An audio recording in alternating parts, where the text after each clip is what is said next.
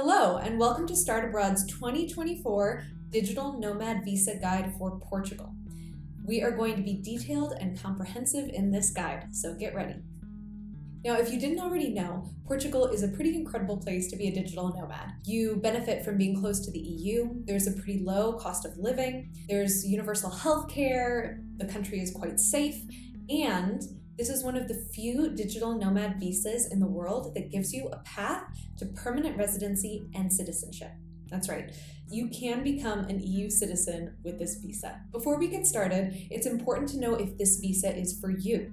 So for 2024, the qualifying amount that you have to be making in income is 4 times the Portuguese minimum wage per month. This year, the Portuguese minimum wage is 820 euros. So 4 times that, you need to be making at least 3,280 euro per month. That is for a single applicant. So if you want to bring along accompanying family members, the requirement will be higher, 50% more for an adult dependent and 30% more for a child. A very frequently asked question that we get is, what if I don't have a consistent income month to month? What if some months it's lower than this 3,280 euro per month amount? That is okay. It is not a strict minimum. However, you do need to be sure that the average of your monthly income equals out to at least that much for the 3 months before your appointment at a minimum. Again, we recommend a stronger application would show more months with a higher average, ideally. The other thing to know about in advance is that you are going to need your employer or your client or your clients, depending on your work setup, to write a letter verifying your position and your salary, and importantly, that they're fine for you to work for them from Portugal. Unfortunately, this visa isn't going to work if your job doesn't know that you're working from Portugal. And now our disclaimer. If you're applying for this visa, I just want you to prepare yourself. It does take some time and it takes some work on your part.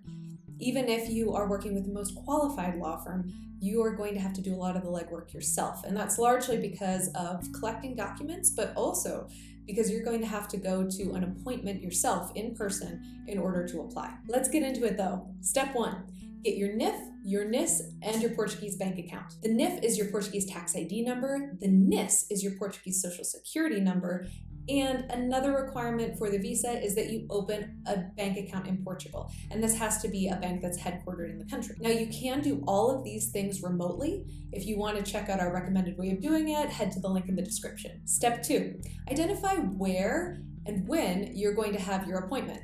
As I mentioned, step 2, identify where and when you're going to attend your appointment for your application.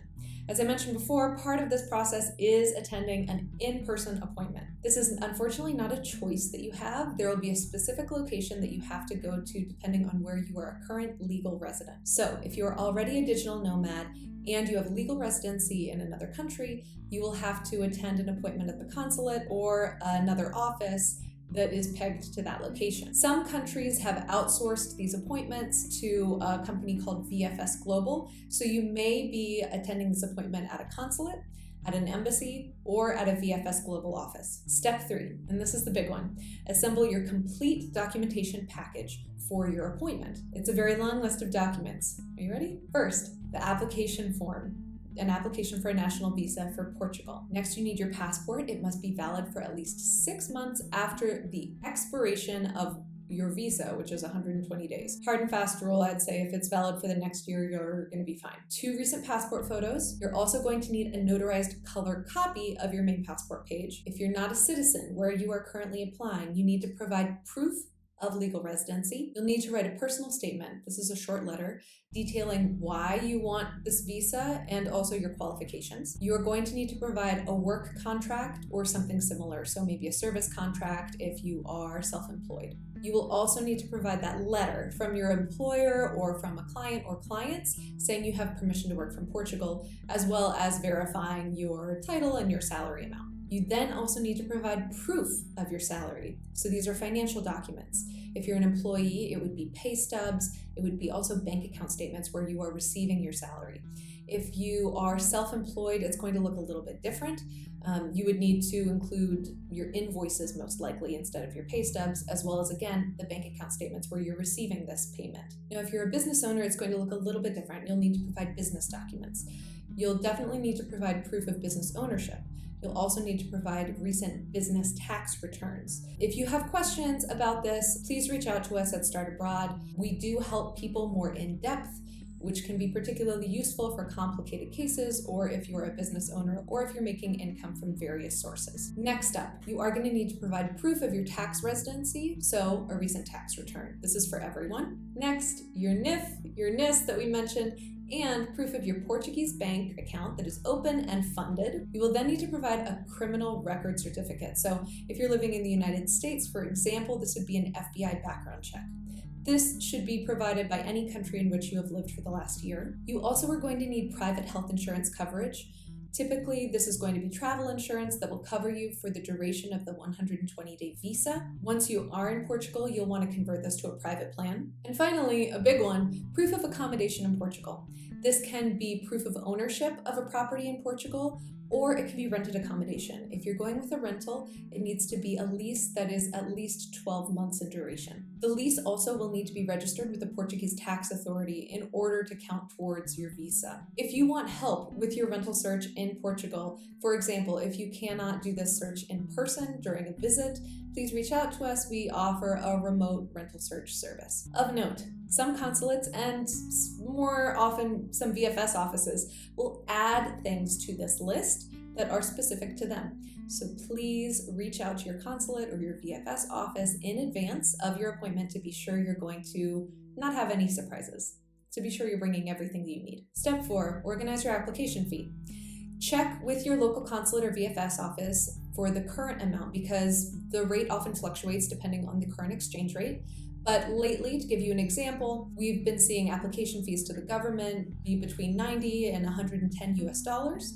If you're going through a VFS office, there's an additional service fee of typically $40 to $50.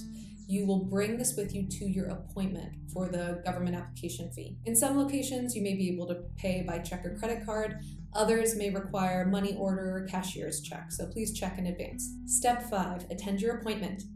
Arrive early and be ready to wait. Also, bring your application packet ready to go with a cover page detailing everything that's included so you can go through and maybe, the agent may ask you to reorganize some things. Step 6, wait for approval. This will often take 2 to 3 months, at least that duration is typical in the United States, but it can take longer depending on your location, when you applied, and also just government backlog. Once you're approved, you'll typically have 90 days to arrive in Portugal. Step 7, the final step. Attend an IMA appointment in Portugal. This is the Portuguese Immigration Authority. The last step in order to actually get your national ID card is to attend an appointment in person after you move. This will be usually within the 120-day window that your visa is valid, but it may also be afterwards, simply because IMA lately has been a bit overwhelmed and has been slower to schedule. Typically, your IMA appointment will be scheduled once you get your visa approval, and it will be included in your visa. You'll be able to look up your appointment date and time. If that is not the case, then you will need to schedule yourself with IMA. We generally recommend going to your IMA appointment with all of the documentation you provided in your initial appointment, but you'll likely only be asked for a few things. Your bank account statements and other information should also be up to date and the most recent months. You will also need to secure for this appointment your private health insurance, so that should be health insurance that covers you in Portugal, not just travel insurance. Usually what will happen here is you will get fingerprinted, have your photos taken, and then await receiving your ID card in the mail. Well, that was a lot, but rest assured that many others have gone down this path successfully and have become digital nomads in Portugal, and that you can do it too. If you want a much more in-depth guide as to how to organize your entire application packet, what all of these pieces of paperwork mean, plus access to our relocation experts where you can speak to us about any questions you have about your application, please consider signing up for our Portugal Digital Nomad Visa course. I'll include the link down in the description. Good luck, boa sorte, with your Portuguese Digital Nomad Visa application. If you need any help along the way, reach out to us at startabroad.com.